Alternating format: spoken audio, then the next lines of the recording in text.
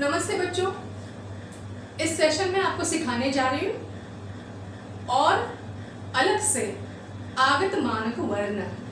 आगत मानक वर्ण ये मैं आपको सिखाने जा रही हूँ। वैसे भी हमने आगत वर्ण पहले एक सीखा है, जो दो आगत वर्ण हमने सीखे। क्या है वो? मैंने आपको पढ़ाया था पिछले सेशन में। वो है वर्णमाला में ट ठ ड न के साथ ड के बाजू में नीचे बिंदु है और ढ के नीचे भी बिंदु है। ट ड ढ ड ढ ड और ढ जिसके नीचे बिंदु है, हमें उसके ऊपर थोड़ा सा बल दिया जाता है। तो ये जो दो वर्ण है मैंने आपको बताया था कि वो हमने दूसरी भाषा से हमारी वर्णमाला में समाये गए हैं। वो है तुर्की से आए हुए, अरबी से आए हुए, देन फारसी से आए हुए। वो जो दो वर्ण हैं हमने हमारी परंपरागत जो हमारी वर्णमाला है उसमें वो समाई है। मैंने आपको ये बताया भी। अभी मैंने पिछले सेशन में आपको बताया और भी ऐसे आगत मानक वर्ण है। वो क्या है? आगत मानक वर्ण। चलो देखते हैं ये आगत मानक वर्ण क्या है। तो ये आगत मानक वर्ण जो है वो भी हमने दूसरी भाषा से, अरबी और फारसी भाषा से हमने उसके ध्वनि हमारी वर्णमाला में लिए हुए हैं। तो देखिए ये क्यों किया है हमने, क्या जरूरत पड़ी हमें वो अरबी और फारसी भाषा की जो ध्वनि है हमारी वर्णमाला में, हिंदी वर्णमाला जो देवनागरी है उसमें लेने की क्या जरूरत पड़ी वो इसलिए कि जो हमारे जो आगत मानक वर्ण है मैं बताने जा रही हूँ वो क्या है। तो उसको विकसित करने के लिए, उसका उच्चारण, उसका लेखन शुद्ध करने के लिए उसकी हमें जरूरत पड़ी है, जो हमने अरब और फारसी ध्वनियों का उपयोग हमारी कुछ वर्णों को किया है। चलो ये किसने किया है और किसने परमिशन दिए वो हम देखते हैं। ये हमें पता होना बच्चों जरूरी है। क्यों?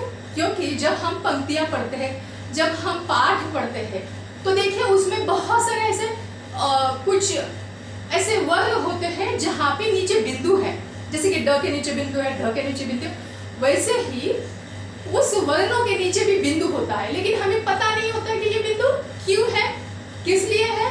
और अगर हमारे स्कूल में अगर सिखाया भी गया हो हमारे बचपन में तो शायद हमें याद नहीं रहा हो, और हो सकता है सिखाया भी नहीं गया हो, और ये भी हो सकता है कि उसका पूर्ण अर्थ भी शायद आप भूल गए होंगे। तो ना हमारे जो अभी बच्चे हैं, तो ये सब बच्चों को जब हिंदी की हम शिक्षा देते हैं, हिंदी भाषा हम सिखाते हैं, तो वो परिपूर्ण होना बहुत जरूरी है। देखिए शिक्षा जो देनी है वो ऐसे देनी है जिसका ज्ञान हमें मिले। शिक्षा बस एग्जाम के लिए नहीं देनी है, शिक्षा हमें इसलिए लेनी है जो हमें ज्ञान होना चाहिए। जो भी हम पढ़ रहे हैं उसका पूरा ज्ञान हमें जरूर होना चाहिए। नहीं तो वर्णमाला और व्यंजन, जो भी व्यंजन स्वर है वो पढ़ के हम तो लेसन पढ़ भी सकते हैं, लेकिन उस शिक्षा का क्या फायदा जो हमें पता ही नहीं है। ह्रस्व दीर्घ की तरह हमें पता ही नहीं है, बिंदु हमें पता ही नहीं कहाँ लगाना होता है। वैसे ये भी जो कुछ वर्णमाला है, जो कुछ वर्ण है जिसको आगत मानक वर्ण कहा जाता है, उसका ज्ञान आपको देना मैं जरूरी समझती हूँ, ताकि वो एक सिलेबस का ही एक भाग है और वो आगे आपको आने वाला है। देखिए जैसे कि पहले हम कोई पाठ पढ़ते हैं, उस पाठ से पहले हमें उस पंक्तियों का, उस शब्द का, उस शब्दों में से वर्णों का ज्ञान होना विद्यार्थियों को बहुत जरूरी है। देखते हैं आगत मानक वर्ण। हमने पहले द्विगुण, जैसे कि उद्दीप्त, आगत नए वर्ण, ट झ दूसरी भाषा से आए हुए, हमने वो सीख लिए। अभी देखते हैं आगत मानक वर्ण क्या है और इसकी क्या जरूरत पड़ी और किसी ने उसको परमिशन दी। देखिए यहाँ पे देखिए केंद्रीय हिंदी निर्देशनालय भारत सरकार, केंद्रीय निर्देशन जो है भारत सरकार का निर्देशनालय, उन्होंने वो एक संस्था है। दूसरी और एक संस्था है वो है राष्ट्रीय शैक्षिक अनुसंधान। देखिए राष्ट्रीय, आपको दिख रहा है शायद, राष्ट्रीय शैक्षिक अनुसंधान, एक ये भी संस्था है। पहले है केंद्रीय हिंदी निर्देशनालय जो भारत सरकार की है, दूसरी भी भारत सरकार की है जो है शैक्षिक अनुसंधान है, एवं दूसरी जो है वो है प्रशिक्षण परिषद। उन तीन संस्थाओं ने वो उन संस्थाओं के द्वारा मानक हिंदी वर्ण जो व्यंजन है उसको हमारी वर्णमाला में जो मौजूद पहले से ही जो वर्णमाला है उसके साथ इन मानक वर्णमाला को लेने के हमें परमिशन निर्धारण किया गया है, हमें निर्धारण किया। तो जो हम पढ़ रहे हैं तो वो सही पढ़ने जा रहे हैं, तो ये ध्यान में रखिए। अगर आपको कभी ये ड और ढ वर्णमाला में दिखाई दिया होगा, लेकिन कभी कभी ऐसे होता है कि कुछ दूसरे जो मानक वर्ण है वो आपको दिखाई नहीं देंगे वहाँ, लेकिन वो होते हैं और वो हमें सीखना है। तो मैंने बताया ये तीन संस्था जो है हमारी भारत सरकार की, उन्हें निर्धारित किया है कि वो हमारे वर्णमाला में जरूर समाया जाना चाहिए। चलो यहाँ तक तो आपको समझ गया कि जिसके बारे में मैं बात करी वो है क्या। तो चलो जो ये बिंदु बोलते हैं ना हम, सो बिंदु को भी एक नाम है। बिंदु तो हम हिंदी में बोलते हैं, बिंदु संस्कृत में बोलते हैं।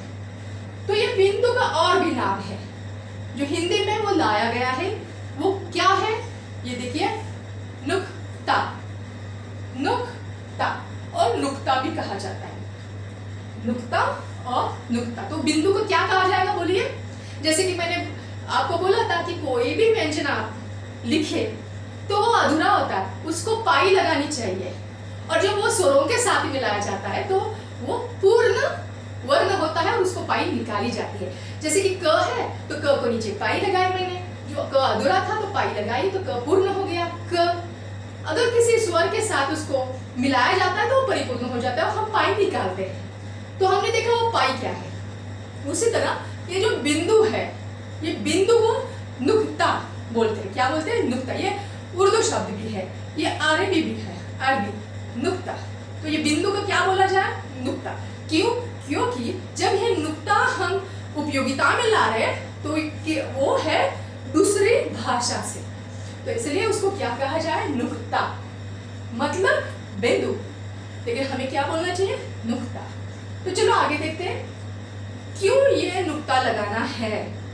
इसीलिए कि जो हमारे वर्ण हैं वो प्रयुक्त विकसित किए गए वर्ण है, उसको विकसित करने के लिए, उच्चारण विकसित करने के लिए, लेखन जो है उसके विकसित करने के लिए, उच्चारण और लेखन विकसित करने के लिए हमें नुक्ता का मतलब बिंदु का जो बाहर से आया हुआ वो ध्वनि है व्यंजन के साथ, तो हमें वो लगाना जरूरी है। ये निर्देशन हमारे भारत सरकार ने दिया है और ये पाठ में होता है, हर एक पाठ में, हर एक पंक्तियों में आपको दिखाई देगा।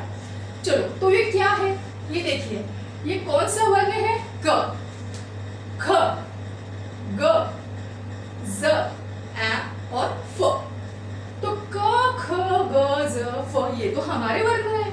हाँ, ये हमारे पारंपरिक पहले से ही मौजूद वर्ण है। कौन से? क, ख, ग, क, ख, ग। देखो ये तो कंठ वर्ण है, क, ख, ग ये तो हमारे कंठ वर्ण है, क वर्ग से है। और ज और फ, ज तो ये तालु और फ ये ओष्ठ वर्ण है, ठीक है। तो ये तो मौजूद है हमारे यहाँ पे। फिर हमें ये जो वर्ण है क, ख, ग, ज, उसको विकसित करने के लिए, उसका उच्चारण विकसित करने के लिए, उसका लेखन विकसित करने के लिए हमें नुक्ता लगाने की जरूरत है, बिंदु लगाने की जरूरत है। देखो लेकिन बिंदु कहाँ है? नीचे है, आप देख रहे हैं यहाँ पे बिंदु क, ख, ग, ज, फ के नीचे नहीं है। जैसे कि ड और ढ के नीचे है, वैसे ये नुक्ता या बिंदु ये वर्ण के नीचे नहीं है। तो वो कहाँ है? वो है वर्ण से पहले। ये देखिए क, तो क इधर है और बिंदु इधर है, आप देख रहे हैं क इधर है, बिंदु इधर है। ये कौन सा है? ख, ख के पहले बिंदु लगाया है मैंने, देखो यहाँ पे ग, ग के पहले हमने बिंदु लगाया, ज के पहले बिंदु लगाया है और फ के पहले हमने बिंदु लगाया है। तो देखिए हम बोलते हैं क ख ग ज फ, ठीक है, क ख ग ज फ, ये हमारी वर्णमाला में से मौजूद वर्ण का ध्वनि है। लेकिन जब हम नुक्ता लगाते हैं, ये देखिए हम नुक्ता लगाते हैं तो वर्ण क्या, तो ध्वनि क्या आ जाएगा, ख, ख बल है, ग बल है, ज बल है, ज ज, फ बल है, फ बल देना, और बल आता है जब हम नुक्ता लगाते हैं, फ, फिक्रत, जरूरत, जरूरत है ना, हम जरूरत जब बोलते हैं तो बिंदु आ रहा है वहां पे, नुक्ता आ रहा है, जरूरत ऐसे नहीं बोले, जरूरत बोल रहे। सो इसलिए वो विकसित करने के लिए हमने क्या लगाया, नुक्ता, जरूरत, फ, फ के पीछे ये बिंदु है, फ, फना, फना लगाया ना हमने, तशरीफ लगे, तशरीफ, फ, तशरीफ, फ के ऊपर आ रहा है जो बल, देखिए आप बोलिए तशरीफ,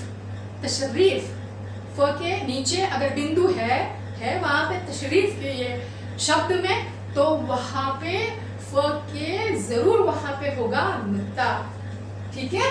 तो ये जो है हमारे पहले से मौजूद वर्ण जिसको हमने लगा लिया नुक्ता, और उसका उच्चारण, उसका ध्वनि ये विकसित हो गया, अलग हो गया। तो ये कौन से ध्वनि है, कहां से लिए हमने, अरबी भाषा से और फारसी भाषा से। ध्यान में रखना है हमारी हिंदी वर्णमाला देवनागरी है, लेकिन कुछ बिंदु हमने विकसित करने के लिए जो लिए हैं वो है अरबी और फारसी ध्वनियों से लिए हैं। देखिए यहाँ पे मैंने लिखा भी है, ठीक है। अभी नुक्ता, ये आगत व्यंजन ध्वनियों के शुद्ध उच्चारण एवं लेखन के लिए हिंदी वर्णमाला में परंपरागत वर्णों के नीचे बिंदी लगाकर उच्चारण करते हैं, उसे नुक्ता कहते हैं। देखिए यहाँ पे मैंने बोला वही यहाँ पे लिखा है। ये आगत व्यंजन जो है जिसको नुक्ता लगाते हैं ना, जो आगत, उसको बोलते हैं आगत व्यंजन। इसको क्या बोलेंगे अभी जब नुक्ता लगाएंगे, तो आगत व्यंजन। वो व्यंजन ध्वनियों के शुद्ध उच्चारण और एवं लेखन के लिए हिंदी वर्णमाला में परंपरागत वर्णों के नीचे जो बिंदु लगाते हैं, बिंदी लगाते हैं, उसे कहते हैं नुक्ता। तो ध्यान में आ गया जो नुक्ता क्या होता है। तो इसके हम शब्द भी देखने वाले हैं, लेकिन उससे पहले आप समझ लीजिएगा जो हमारी वर्णमाला में ट, ठ, ढ, न, अब उसके बाद और भी ड, ढ है, वो मौजूद है वहां पे, वो लिखा हुआ है वहां पे, ड, ढ बिंदु वाला, ड, ढ नुक्ता वाला, तो उसके बल है। लेकिन ये कुछ व्यंजन जो है वो नहीं लिखे हुए हैं, वो है हमारी ध्वनियों में, हमें वो विकसित करना है हमारे लेखन में, हमारे उच्चारण में। तो ये हमने उपयोगिता में लाया है। तो देखिए क, ख, ग, क, क, ख, ग, ये अरबी ध्वनि उच्चारण होता है। क, ख, ग ये अरबी ध्वनि उच्चारण होता है, और ज एंड फ, ज और फ ये फारसी ध्वनियां होते हैं। तो ध्यान में आ गया भाषा कैसे बनाई जाती है, बहुत भाषा की सहायता भी ली जाती है। हमारी देवनागरी भाषा में हमने ये हिंदी में हमने कुल मिला के 52 वर्णमालाओं का मैंने आपको शिक्षा दी, मैंने आपको वो सिखाया। ये 52 वर्णमाला क्या क्या होते हैं, जो स्वर मैंने आपको सिखाया, आयोगवाह मैंने आपको सिखाया, जो व्यंजन है व्यंजन के अलग अलग तरह मैंने आपको सिखाया। तो इसी तरह मैंने कुल मिला के, संयुक्त है बहुत, कुल मिला के मैंने आपको 52 वर्णों का ज्ञान दिया है। उसके साथ ये ड, ढ का भी मैंने आपको पिछले सेशन में बताया है, और इस सेशन में मैंने आगत मानक वर्ण, ये है नए वर्ण, आगत वर्ण जो दूसरी भाषा से है, लेकिन ये उसका नाम क्या है, क, ख, ग, घ, क, ख, ग, ज, फ, क, ख, ग, ज, फ। ये जो 5 वर्ण है उसका क्या कहा जाएगा, आगत मानक वर्ण। देखिए जब तक हम उदाहरण नहीं देते तो आपको समझ में नहीं आने वाला है कि ये कहाँ हमें उपयोगिता में लाना है और अगर हमारी पंक्तियों में है तो उसे कैसे पढ़ना है। तो कभी कभी उसका अर्थ भी अलग हो जाता है जब हम नुक्ता लगाते हैं, जब हम उसके बल लगाते हैं।